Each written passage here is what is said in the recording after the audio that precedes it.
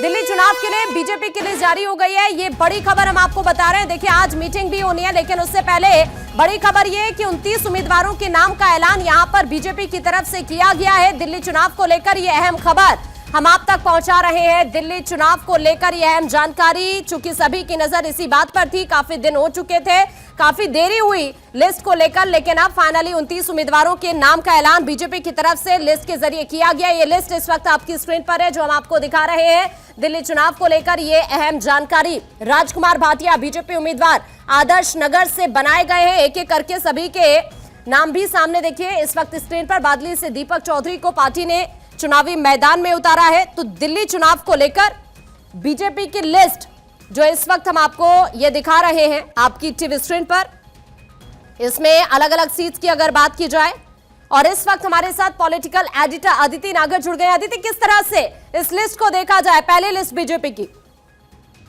देखिए, सोच समझ के तैयार की गई जाने वाली ये लिस्ट है, जिसमें आप देखिए जाति समीकरण तो नजर आ ही रहा है, लेकिन उसके साथ साथ कैलाश गहलोत देखिए बिजवासन से चुनाव लड़ रहे हैं, जो आम आदमी पार्टी छोड़कर आए थे। साथ में नई दिल्ली से प्रवेश सिंह वर्मा का भी नाम आ गया है, जिसकी हम चर्चा लगातार कर रहे थे। जंगपुरा से सरदार तरविंदर सिंह मारवाड़ का नाम आ गया है, और साथ में मालवीय नगर से सतीश उपाध्याय का भी नाम यहाँ पर आपको देखने को मिल रहा है। यहाँ पर जातीय समीकरण बेहद बेहतर तरीके से नजर आ रहा है। रमेश बिदूरी कालका जी से चुनाव लड़ रहे हैं। कालका जी, मैं आपको खास तौर पे बता दूं, जहाँ से आतिशी चुनाव लड़ रही है, अलका लांबा चुनाव लड़ रही है, वहां से रमेश बिदूरी चुनाव में लड़ रहे हैं। बीजेपी के एक दिल्ली के कद्दावर चेहरे के रूप में उनको देखा जा सकता है। और इसके अलावा नारायण दत्त शर्मा को भी बदरपुर से चुनाव में उतारा है। रविंद्र सिंह नेगी को भी पड़पड़गंज से चुनाव में उतारा है। ओम प्रकाश शर्मा को भी विश्वास नगर से उतारा है। और साथ में देखिए सीमापुरी से ये एससी रिजर्व सीट है, और यहाँ पे कुमारी रिंकू को उतारा है।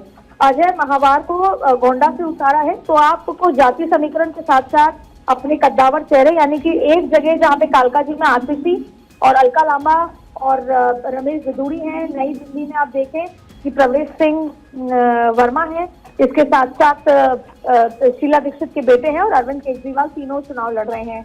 कैलाश गहलोत का भी पहली लिस्ट में नाम आ गया है। इस लिस्ट का इंतजार था, 29 नाम आ चुके हैं 70 में से, और अब ये वो सीटें हैं जिसमें से कई सीटें साफ नजर आ रही हैं। देखिए विजेंद्र गुप्ता बीजेपी के दिल्ली के चेहरे के रूप में देखे जाते हैं, वो लड़ रहे हैं रोहिणी से चुनाव। और इसके साथ साथ देखिए अभी तो बहुत नाम आने बाकी हैं, उस लिहाज से ये देखना होगा। लेकिन आप देखिए दीपक चौधरी हैं, बदली से चुनाव लड़ रहे हैं।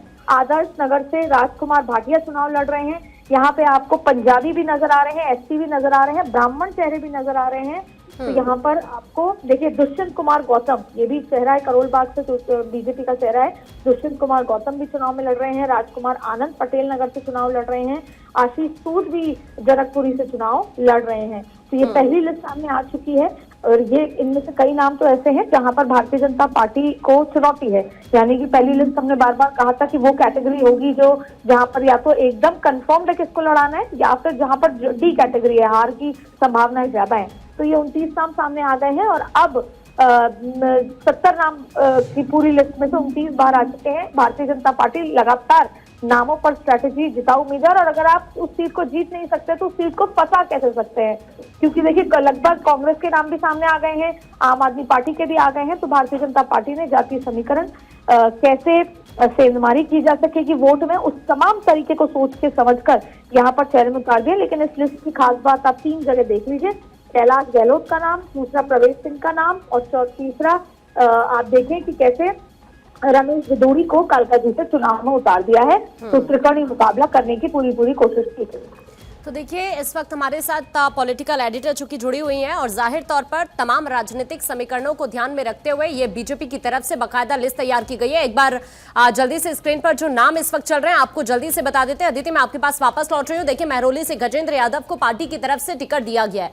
आतिशी के खिलाफ रमेश बिदूड़ी उम्मीदवार, चूंकि ये हॉट सीट है कालका जी, यहाँ से अलका लांबा भी चुनावी मैदान में है कांग्रेस की तरफ से। इसके अलावा बादली से आप देखेंगे तो दीपक चौधरी को पार्टी ने चुनावी मैदान में उतारा है। आदर्श नगर की बात की जाए, राजकुमार भाटिया को यहां से चुनावी मैदान में उतारा है। रिठाला से कुलवंत राणा पार्टी की तरफ से उम्मीदवार बनाए गए हैं। रोहिणी से विजेंद्र गुप्ता को उम्मीदवार बनाया गया है।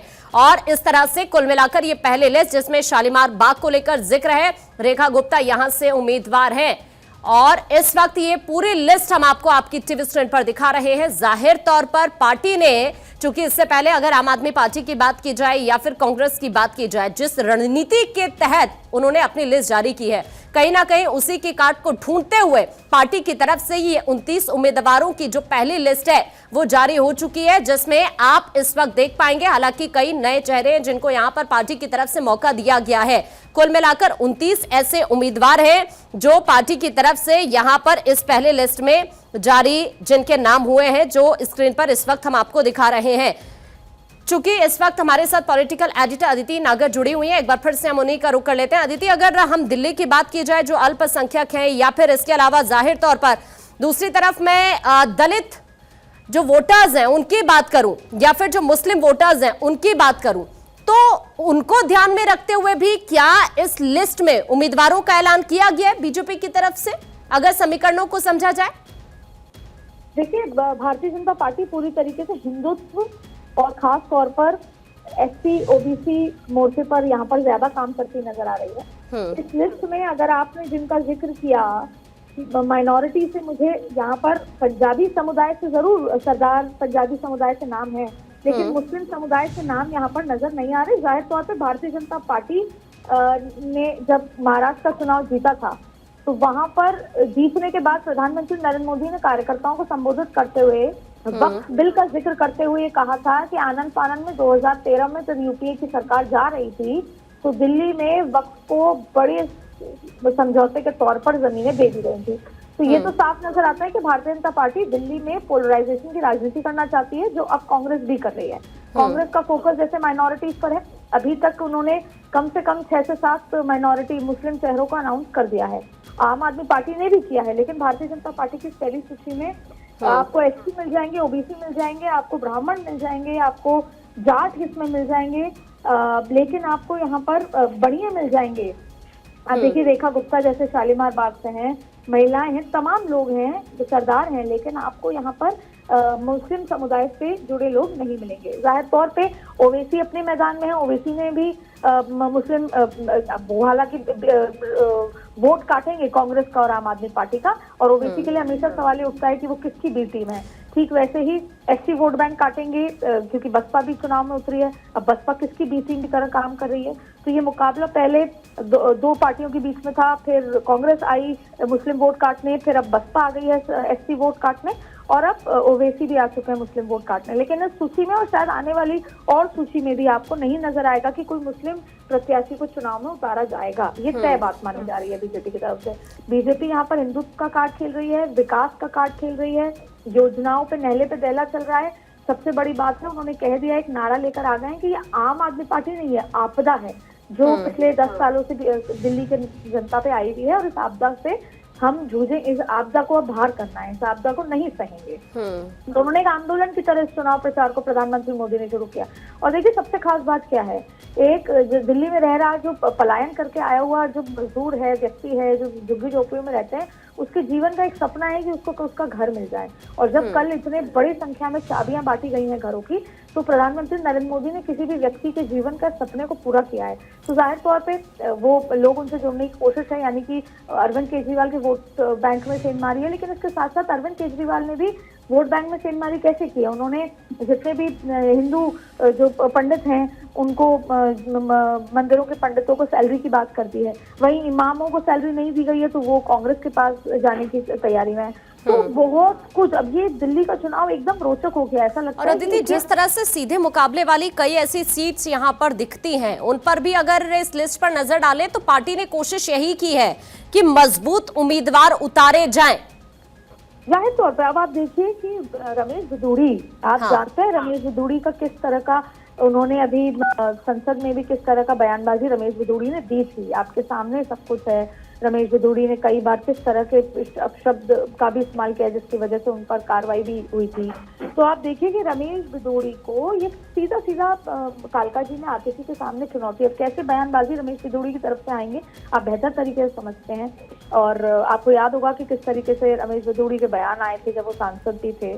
तो मुस्लिम समुदाय से जुड़े।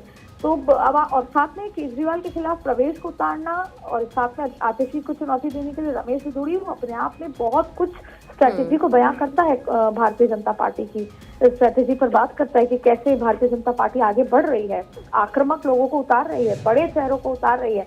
ये पता होने के बावजूद भी कि अरविंद केजरीवाल के सामने चुनाव आसान नहीं होगा, लेकिन प्रवेश वर्मा को उतारा जिससे कि वो चुनौती दे पाए, वो चुनाव को इंटरेस्टिंग और बना दें और चुनाव को रोचक मोड पर ले जाएं। ठीक वैसे ही रमेश बिधूड़ी अगर आतिशी को चुनौती दे रहे हैं तो जाहिर तौर पे बड़े चेहरों को उतारने की स्ट्रैटेजी, साथ में ये हर चीज को यहाँ पर देखते हुए भारतीय जनता पार्टी इस बार चुनाव में, और देखिए एक बात समझनी जरूरी है, दिल्ली का चुनाव केवल दिल्ली के चुनाव की तरह भारतीय जनता पार्टी नहीं लड़ रही कि केवल दिल्ली के चुनाव में जीतना है। अरविंद केजरीवाल को तीसरी बार मुख्यमंत्री बनाने से रोकने के लिए ये चुनाव है, क्योंकि अगर कोई भी व्यक्ति अपने तीसरी बार मुख्यमंत्री पद की शपथ लेता है तो वो देश की राजनीति में एक अलग कद रखता है। और अगर अरविंद केजरीवाल जो हर बात पे बीजेपी की ही पिच पर बीजेपी को खेलता है, और एक और बात समझने की जरूरत है यहाँ पर कि चुनाव में कौन किसकी पिच पर जा रहा है वो नतीजों की तरफ दिखलाता है। हमेशा दूसरी पॉलिटिकल पार्टी, जैसे महाराष्ट्र में भारतीय जनता पार्टी ने एक है तो सेफ है का बात कही और फिर सभी ने उस तरह के बयानबाजी, यानी कि भारतीय जनता पार्टी ने अपने पिच पर दूसरी पॉलिटिकल पार्टियों को चुनाव लड़ने के लिए मजबूर किया। यहाँ पर अरविंद केजरीवाल ने भारतीय जनता पार्टी को अपने पिच पर चुनाव लड़ने के लिए मजबूर किया, इसलिए झुग्गी झोपड़ियां, तमाम तरीके की बयानबाजी। तो अब अरविंद केजरीवाल के पिच पर बीजेपी उतर के चुनाव लड़ रही है, इसलिए ये समझना जरूरी है कि ये केवल 70 सीटों का खेल नहीं, ये केवल दिल्ली चुनाव का खेल नहीं, ये बात है कि देश की राजधानी दिल्ली पर कौन राज कर रहा है। और तीसरी बार अगर कोई राज करता है तो वो सिर्फ दिल्ली पर नहीं। और अदिति, क्या हम ये माने कि इसी वजह से सिर्फ बीजेपी ने इतनी देरी की है कि सोच समझकर पार्टी ने उम्मीदवारों को मैदान में उतारा है, उनके नाम सामने रखे, जो बड़े चेहरे हैं, जो पुराने चेहरे हैं या फिर जो नए चेहरे हैं, उनमें भी संतुलन बनाने की कोशिश हुई है? भारतीय जनता पार्टी हर चीज में अव्वल रहती है, आगे रहती है, प्रिपरेशन, तैयारियां, ये तो राजनीति में समझ आता ही है कि वो हर चीज की तैयारी पहले से रखती है। बिहार की तैयारियों की अभी से ही शुरू हो चुकी है, प्रत्याशी कौन होंगे अभी से शुरू हो चुका है, लेकिन दिल्ली में इसलिए सोच समझ के देरी की गई, स्ट्रैटेजिकली देरी की गई है। नहीं तो अक्सर बीजेपी अपने प्रत्याशियों की घोषणा करने में अव्वल रहती है। आपने झारखंड, महाराष्ट्र के चुनाव से पहले भी चुनाव देखे, यहाँ पर ये देखना था कि कौन कहाँ से उतार रहे हैं, किसकी टिकट कट रही है, कौन गुस्से में है। देखिए इन पिछले कितने भी चुनाव हुए उसमें जो बागी हैं या जो नाराज लोग हैं वो गेम बिगाड़ते हैं। तो भारतीय जनता पार्टी इस बात का इंतजार कर रही थी कि अरविंद केजरीवाल किस किस की टिकट काटेंगे जिनको हम अपने पास ला सकें, जिनको हम तोड़ सकें और जिनको हम इंडिपेंडेंट के तौर पर भी लड़ा सकें, जिससे कि चुनावी मुकाबला चुनौतीपूर्ण हो जाए। तो जाहिर तौर पे स्ट्रेटेजिकल देरी की गई है। अभी जो बाकी की लिस्ट आएंगी वो भी बहुत रोचक होने वाली है, क्योंकि इसमें और भी बहुत सारे इंटरेस्टिंग खुलासे हो सकते हैं। यहाँ तक कि आम आदमी पार्टी परिवार के कई लोगों के नाम भी आपको उस सूची में दिख सकते हैं। बिल्कुल बिल्कुल अदिति, आपका बहुत शुक्रिया हमारे साथ जुड़ने के लिए।